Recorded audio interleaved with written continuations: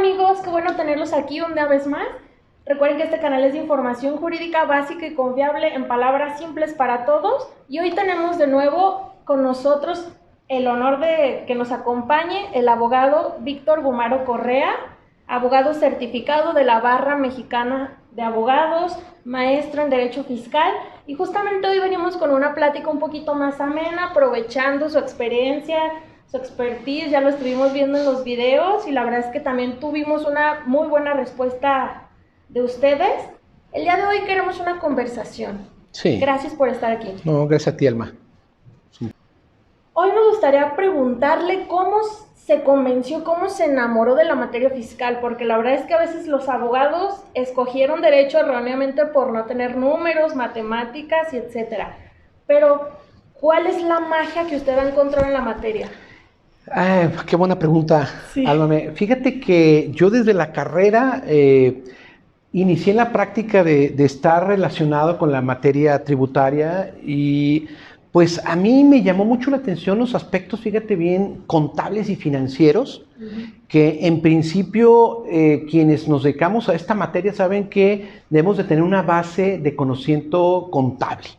O sea, debemos de saber de contabilidad, de economía, de ciencia política, porque también hay una política fiscal, y a partir de ahí y de apasionarme con el tema de conocer las instituciones, los conceptos básicos del derecho tributario, empezar a leer la doctrina. Me gustó mucho a mí precisamente la doctrina italiana, o sea, grandes escritores, investigadores en Italia, en las universidades de Pavia y de Nápoles, que hicieron una investigación científica muy importante y que además le dieron nacimiento a esta rama de derecho tributario, que esto es apenas el siglo pasado, en los años 20 y 30 del siglo pasado, en estas dos universidades inicia propiamente el estudiar el fenómeno de la tributación, porque en el siglo XIX no es que no existiera, sino que eran los economistas los que abordaban la tributación, la economía de la hacienda pública, la política, vamos a decir, económica,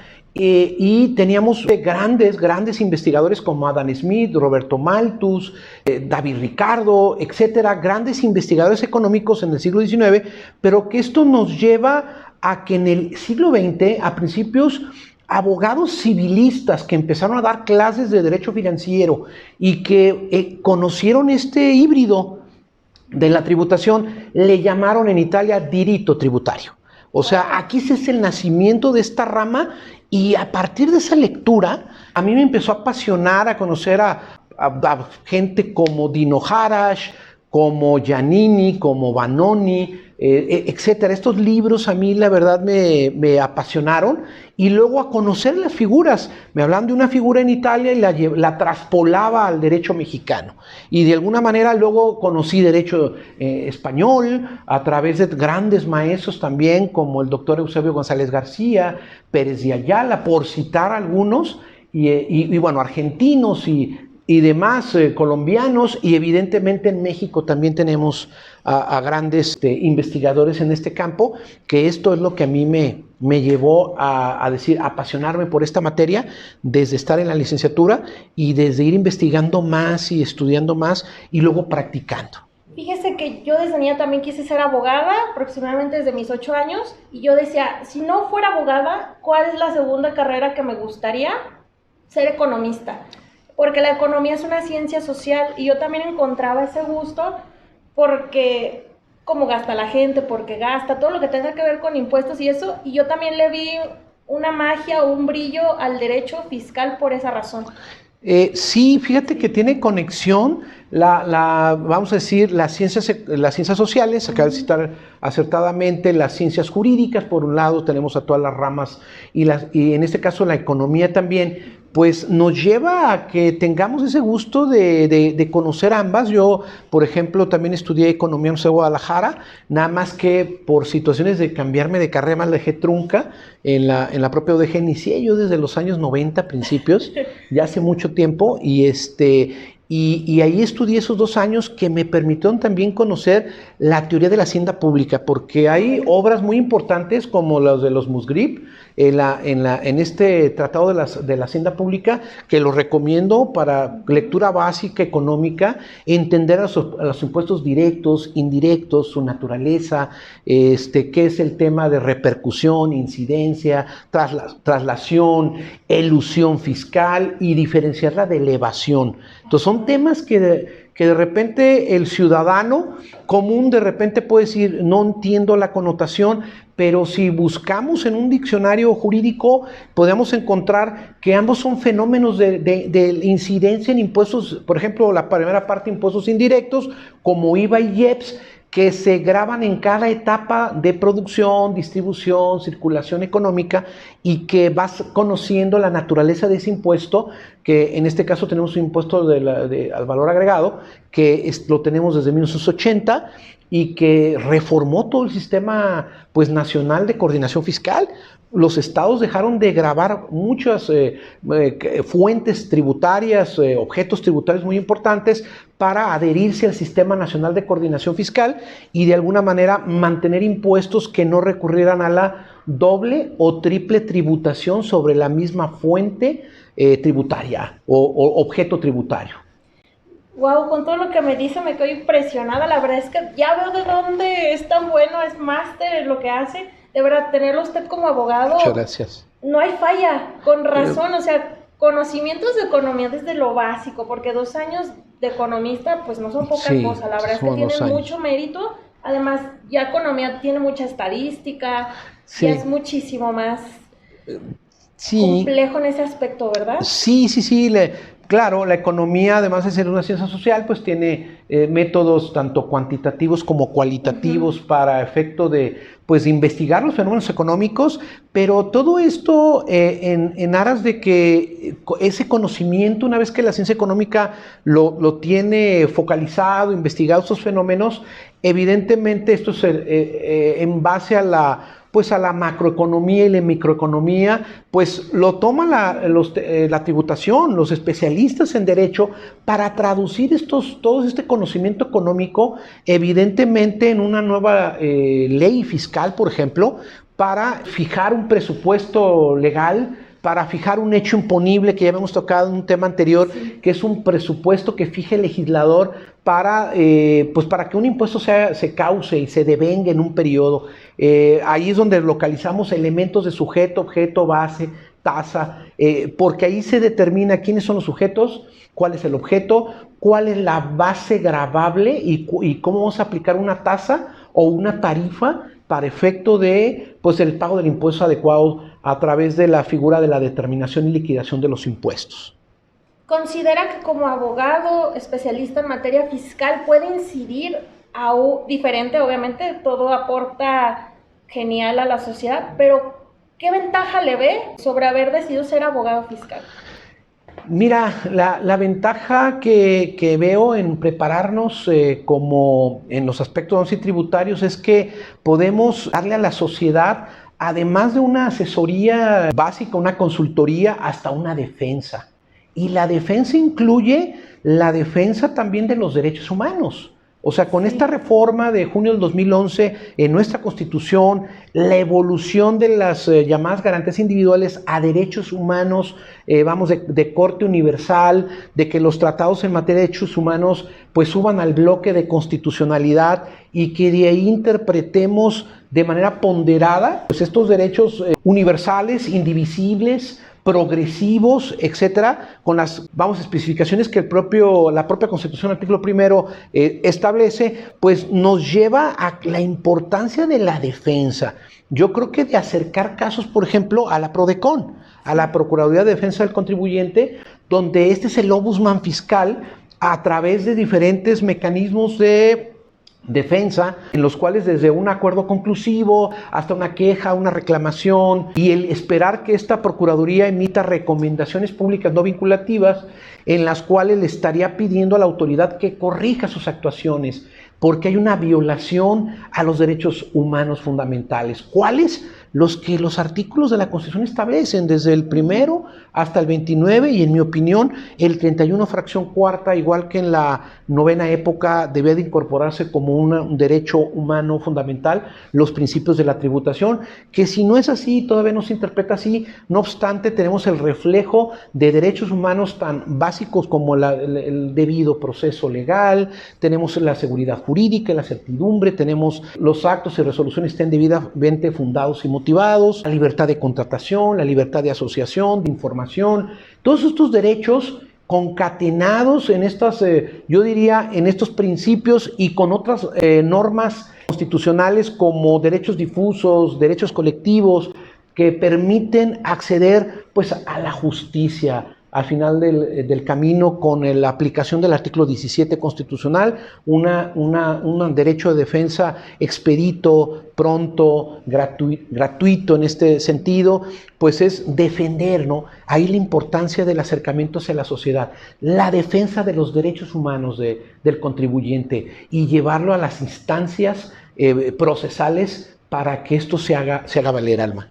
En este sentido, ¿cuáles son las materias que tienen más relación con la materia fiscal?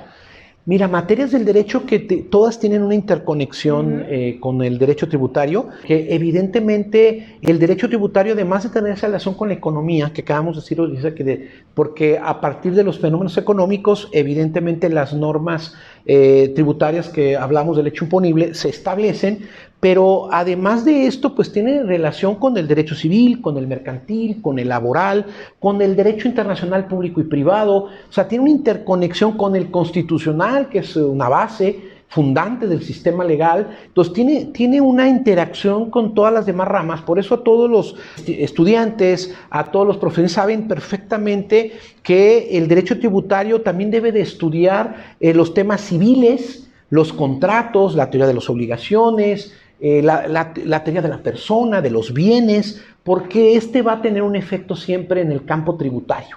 O sea, siempre vamos a tener que la norma tributaria lo que efectivamente va a establecer como hecho imponible puede ser un contrato de compraventa civil y la naturaleza de ese contrato lo va a establecer el Código Civil. Y de ahí vamos a tener las nociones de este contrato y los efectos en el mundo fiscal y tributario de esta figura. Y así cada figura mercantil y civil hay que tener las bases. La base de las sociedades mercantiles, la base del tráfico jurídico mercantil es básico, el conocerlo, no siendo, evidentemente hablo yo, no especialista en todas las ramas, pero sí tener las nociones, yo diría, además, un poco más de básicas de cada una de ellas, para que luego el tributario pueda razonar adecuadamente cuando un cliente analiza un contrato civil, qué efecto les vas a ver en el campo tributario, Alma. También, por ejemplo, en la materia internacional, ¿dónde se paga el impuesto? Si en el lugar que se produce, si vas a exportar o dónde, ¿verdad? Eso también es muy importante a la hora de hablar del dinero de los clientes. Sí, fíjate que el fenómeno del derecho internacional también tiene una implicación en el tributario, igual que en otras ramas, que el civil y en todas, ¿no? Pero la rama internacional evidentemente hace la connotación de que los impuestos, en México el principio es de gravar conforme a la residencia del sujeto pasivo. Y hablo de sujeto pasivo contribuyente, sujeto pasivo de la relación jurídico-tributaria, pues evidentemente se conecta con con un país a tributar en él, con base en el principio de la residencia para efectos fiscales, donde yo resida y yo resido donde yo establezco mi casa-habitación. Donde fijo mi casa habitación, donde fijo mi lugar de negocio, si soy una persona física, donde tengo el ánimo verdaderamente de asentar mi centro de intereses vitales, que sería un concepto supletorio al de la casa habitación, donde obtengo, en aquel país donde obtengo más del 50% de los ingresos, por ejemplo, me complementaría además, en principio, tener una casa habitación, y si tengo doble casa habitación en un país y en otro, el criterio de desempate precisamente sería donde tengo asentado este concepto de centro de intereses vitales. Y en las personas morales no es el de la Constitución, no es el de dónde se constituye, es el elemento de dónde tiene su sede de dirección efectiva, dónde está su consejo de administración instaurado, dónde toma decisiones de control, de dirección. A partir de ahí sería residente en la zona donde precisamente, en ese país, en ese territorio donde va a grabar. Entonces sería la residencia por un lado. Sin embargo, también hay la ley de impuesto a la renta establece que pagarán impuestos los residentes en el extranjero cuando tienen una fuente de ingresos ubicada en territorio nacional. Esto es un residente de Nueva York que en un momento dado tiene una operación mercantil de cierta permanencia en territorio mexicano, tendría que pagar un impuesto mexicano. Y ahí entramos en un campo del derecho internacional, porque tendríamos que aplicar el tratado México-Estados Unidos para evitar la doble tributación, para saber qué tratamiento va a tener el ingreso y quién lo va a gravar de los dos países. Que en este tratado va a establecer si hay una tasa disminuida de retención para esta operación, o si se queda o se grava totalmente en México y el residente del extranjero toma el impuesto mexicano con un derecho de acreditamiento contra el impuesto estadounidense. Se lo acredita o se lo disminuye. Entonces, aquí tenemos que el derecho internacional pues también tiene un punto de interconexión con esta materia, ¿no? Muy importante. Wow, me cuenta todo esto. Imagínense el nivel de cultura que tiene que haber detrás para tener en cuenta todos los factores y dar una asesoría correcta. ¿Cuál es el tip de estudio que nos da como hacia usted para que las cosas quedaran comprendidas y no solamente memorizadas? Fíjate que el tema, yo en mi opinión sería de practicar. O sea, practiquen, deberían de entrar al ejercicio de entrar a una firma, si esto es posible, practicar ahí con quienes sean expertos en esta materia para tener la práctica, porque la verdad es que yo dentro de la carrera, yo te lo platicaba antes, que tenía dificultad para aprenderme en abstracto conceptos. O sea, yo la verdad es que no podía mecánicamente aprenderme conceptos como yo veía otras mentes fotográficas de mis compañeros. Yo veía compañeros que tenían la carrera donde ellos repasaban la ley y se podían aprender 20 o 30 artículos de memoria y podían reproducirlos en un examen y sacar un 10. Textualmente. Textualmente. Entonces yo la verdad que yo así no podía. Yo tenía que estar estudiando 2 días antes, analizando casos que me imaginara prácticos para empezar a memorizar los conceptos. Y ya empecé a decir, es que si me acuerdo del problema que tuvo mi tía cuando hizo un contrato, el contrato le requirió el arrendamiento, el arrendador, el arrendatario, empezaba yo a memorizar de esa manera y me era mucho más fácil llegar al saneamiento en caso de evicción, pérdida de bienes, asumir riesgos legales, empezaba yo a ampliar. Y a medida de que tú ya tienes más práctica, yo en este caso, en este despacho, tenemos una práctica de 25 años dedicados a la materia tributaria, o sea, ya tenemos desde los años 90 dedicados a esta materia, pues todo esto es mucho más fácil con la práctica, con los problemas cotidianos, los artículos son mucho más fácil de estructurarlos en tu mente, y esa sería una manera en que yo podría recomendar a todos que fueran con un método, también si bien el deductivo es importante, también con un método inductivo para efecto de conocer los conceptos, las instituciones y fenómenos en general en materia tributaria, Alma. Para cerrar, me gustaría que nos recomendara su libro favorito, ya sea uno de derecho y uno de lectura de hobby. De hobby. Mira, de derecho, el libro de Sergio Francisco de la Garza, evidentemente el Derecho Financiero Mexicano, editorial Porrúa. Fue una obra básica que tiene una profundidad, una parte técnica, el libro. Tengo mis favoritos, tengo muchos y tendría poco tiempo. Leo Derecho Internacional Tributario, por ejemplo, con Víctor Uckmar, editorial Temis sin H. Los recomiendo, sobre todo cuando tengo la FIL cada año. Recurro a esos textos, ya sea colombiano, argentino, español, muy interesantes, pero también mexicano. Hay doctrina muy interesante. Pues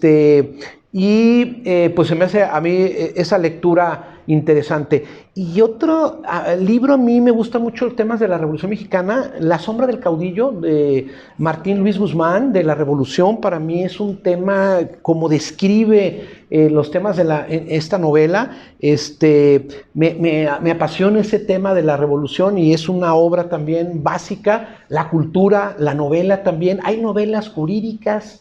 Acérquense a la novela jurídica también. Tenemos muchas novelas jurídicas. El bufete, ¿no? Como el estudiante de Derecho que acaba sí, de regresar. exactamente. Tenemos libros muy, muy interesantes que se han hecho películas. Bueno, pero en otra ocasión podemos platicar también de novela jurídica importante. Pues muchísimas gracias por sus consejos. Yo también soy de la idea en que cualquiera pueda memorizar y hablar con tecnicismos. El reto es simplificarlo para que se lo puedas explicar a alguien cuando al fin dominas el tema o cuando te planteen la pregunta distinto y lo entiendas de las diferentes maneras. Exactamente, ¿verdad? Exactamente. Es un tema de estudio y de análisis importante. Muchas gracias, Alma, por la invitación. Muchas gracias por estar con nosotros, abogado Víctor Correa. Un placer, gracias a todos. Pueden dejarnos sugerencias de qué otros videos quieren que hagamos con el abogado. Yo encantada, la verdad es que lo admiro y respeto por su labor profesional. Tiene años de experiencia y de nuevo les vamos a dejar dónde pueden encontrarlo, les voy a dejar la dirección y etcétera y su invitación hacia nuestros amigos. Sí, muchas gracias. Nos pueden seguir en redes sociales. Por favor, Víctor O.C., ahí donde podemos enviarnos Messenger, donde podemos intercambiar consultas. También en el despacho tenemos programa pro bono, entonces es una labor y además somos miembros de la Barra Mexicana Colegio de Abogados, capítulo Jalisco, donde de alguna manera trabajamos en unión a la barra para, número uno, actualizarnos, capacitarnos y además cumplir con con este punto profesional, ¿no? Que es muy importante, tanto la certificación como la actualización en las diferentes comisiones que tiene la barra. El ilustre también es otra de las, yo diría, colegios de abogados muy, muy importantes y que tengo grandes colegas ahí. A otros amigos del Colegio de Contadores Públicos de Guadalajara les mando también un saludo. Muchas gracias a todos. Muchas gracias a todos por ver. Recuerden suscribirse y nos vemos en la próxima. Adiós.